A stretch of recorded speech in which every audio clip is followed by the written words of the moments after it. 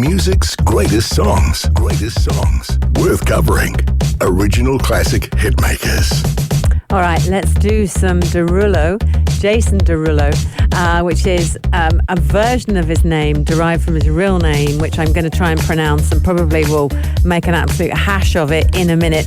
Super cool artist, obviously lots and lots of hits. In fact, I sat here going backwards and forwards as to which song to play, and I landed on one that actually had a big impact on me and my family while in the UK, because it sat at the top of the UK charts for 4 weeks. But that doesn't actually define Jason's career, because other works that he's done, and one particular song that Big has flagged up to me with another artist, was one of his most kind of talked about songs and biggest songs. And it's recent, actually. And it's recent. Tesha, yeah. So I will do that tomorrow. I think we'll do that tomorrow, nice. then I can talk about Tesha and actually the other artist involved and concentrate on Jason today.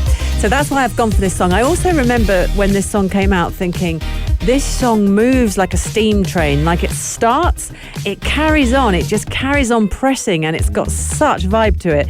And then it crashes, the ending's just like bang, done, and you think, wow, I was spun by that song. It's fantastic. And that's the kind of vibe that kind of Jason Derulo is able to create. Amazing. And it was reading about him, researching him today, it's no surprise to find out that he was writing songs at the age of 8 and was on everyone's radar. So let's talk about him. Jason Joel, here we go. I'm going to try and pronounce this. Derulo, I think. Born in 1989, obviously stage name Jason Derulo, formerly Derulo, stylized apparently. But anyway, we're all now like Derulo, so that's fine. Let's just do that. American singer, songwriter, dancer extraordinaire. His solo career started in 2009. He sold over 30 million singles and has achieved 11 platinum singles. So there's Wiggle, there's this one, Want to Want Me, which I'm going to play in full in a minute, Trumpets, It Girl, In My Head, Riding Solo, What You Say, it's all going on. He's got all of it.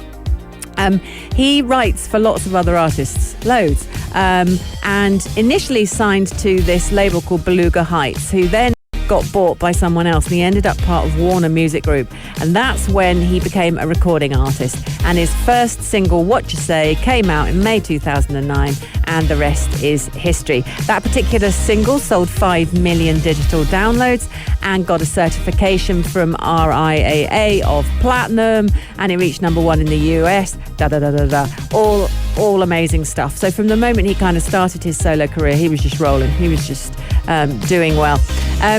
He has various producers, but this song, and I'm going to tell you about it at the moment actually, he has a song that went viral on TikTok, and then it was remixed by BTS, and that remix reached #1 in the US, and that was his sort of second time he was peaking in the top 10. So he's had... Someone said the other day... You need your mic on, I think. Oh. There we go. Yeah. Whoa, but I can hear myself though. How could you hear yourself? Yeah. Your mic wasn't on. Weird, huh? Yeah. Anyway, I was saying that's such a weird moment, because usually, like that, I can't hear myself.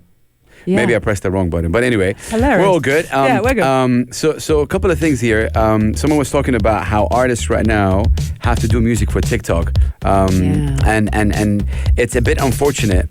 But Jason, I've had the pleasure to meet Jason 3 years ago. I was emceeing an event with him. You're kidding me! Wow. Cool guy, but he was telling me about how it's not fun anymore doing music the way it was, and he was talking about it in a way that,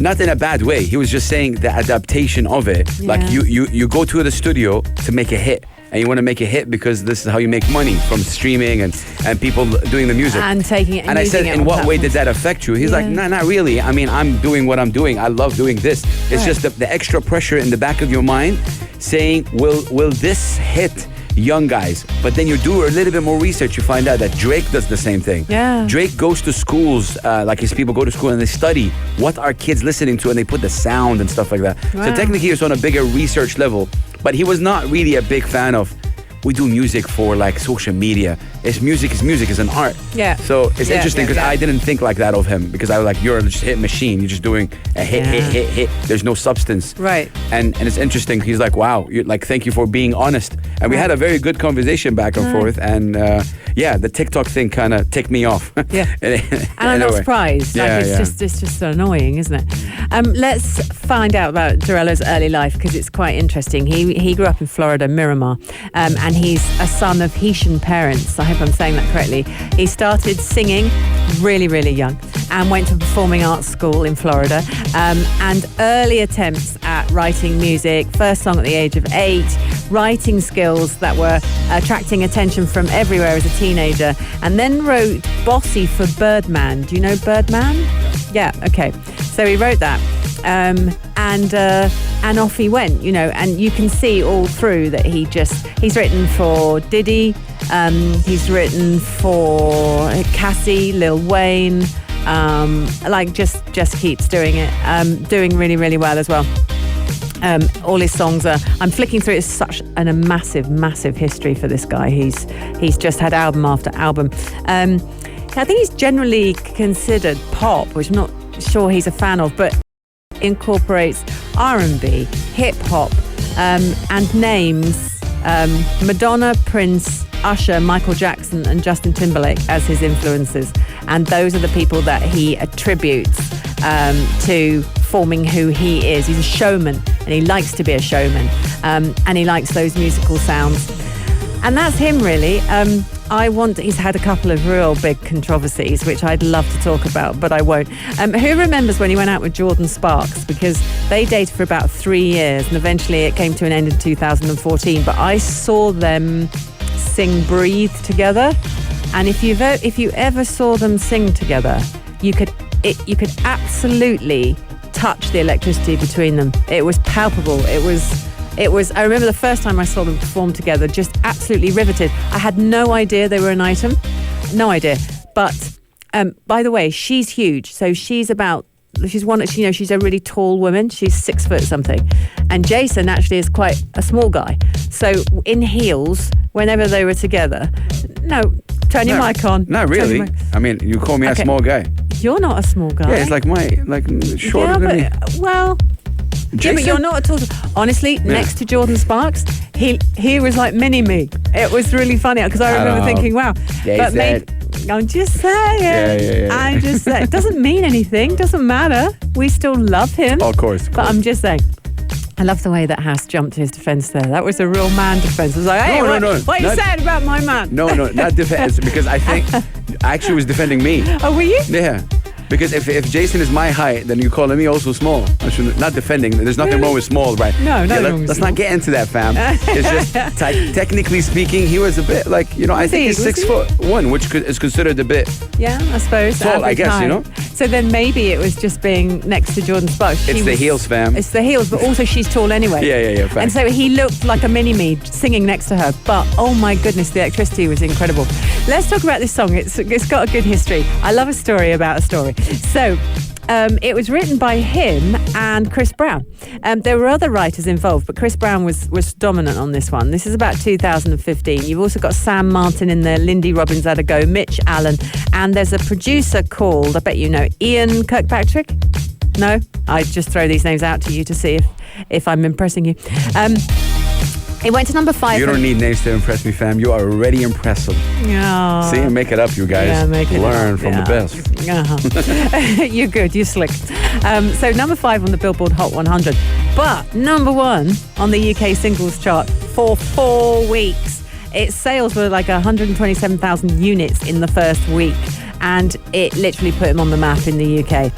He'd already had a couple of number ones, but this was properly kicking it because it sat there and it sat there and it sat there. And it was from an album called Everything Is For, which was this, this album went everywhere as well. Now, let's talk about this bit because I love this. So it's written by Chris Brown. It was originally intended to be sung by Chris Brown and put on his album X. But Chris Brown dismissed the song and said, it's not part of my album, it's inconsistent with me, I don't want it. So Lindy Robbins, one of the co-writers, told James James Horton, off this particular podcast, that at that point, Jason thought the song was too pop for him as well. So he wasn't going to do it, but he mentioned that to Chris Brown.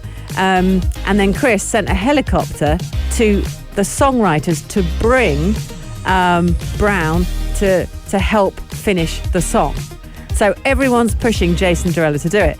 Now at this point, Ollie Murs, which is just the most hilarious thing.